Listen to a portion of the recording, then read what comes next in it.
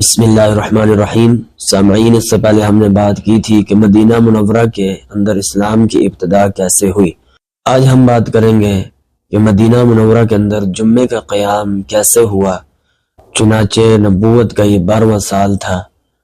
حضرت اسعد بن زرارہ رضی اللہ تعالی عنہ مدینہ منورہ کے اندر یہود اور نصارہ کو دیکھ رہے تھے کہ وہ ہر ہفتے اور اتوار کو اپنی عبادت گاہوں میں عبادت کرتے ہیں، تو ان کے دل میں خیال پیدا ہوا کہ بھئی ہمیں بھی چاہیے کہ ہم مسلمان بھی ایک دن مقرر کریں اور وہاں جا کر اجتماعی طور پر سارے اکٹھے ہو کر کے اللہ کو راضی کریں اور عبادت کریں۔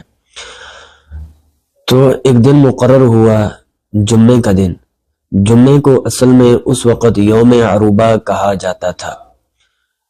اب یہاں پر دو اجتہاد ہوئے، ایک لفظ جمعہ یعنی اس دن کا نام جمعہ رکھا گیا، دوسرا اجتہاد حضرت اسعد بن زرارہ رضی اللہ تعالی عنہ نے یہ کیا کہ جمعے کا قیام اس جمعے کے دن کیا، دن کو زوال کے بعد، جس کا حکم قرآن پاک میں ہے کہ اذا نودی للصلاة من یوم الجمعۃ فاسعوا الی ذکر اللہ۔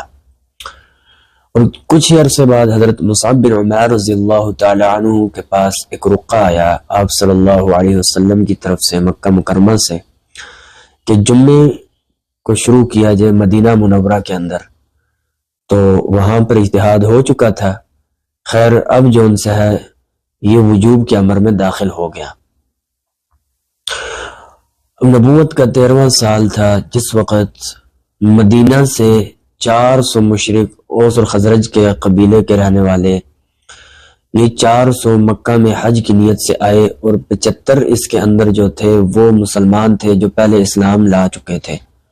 اب مکہ میں جس وقت یہ آئے تو آپ صلی اللہ علیہ وسلم کے ہاتھ پر ان 400 لوگوں نے بیعت کی، جہاں پر بیعت اولا کی گئی تھی، یعنی عقبہ کی گھاٹی منا کے قریب، منا میں ہی اس کا شمار ہوتا ہے۔ وہاں پر ان 400 لوگوں نے آپ صلی اللہ علیہ وسلم کے ہاتھ پر بیعت کی اور اسلام میں داخل ہوئے۔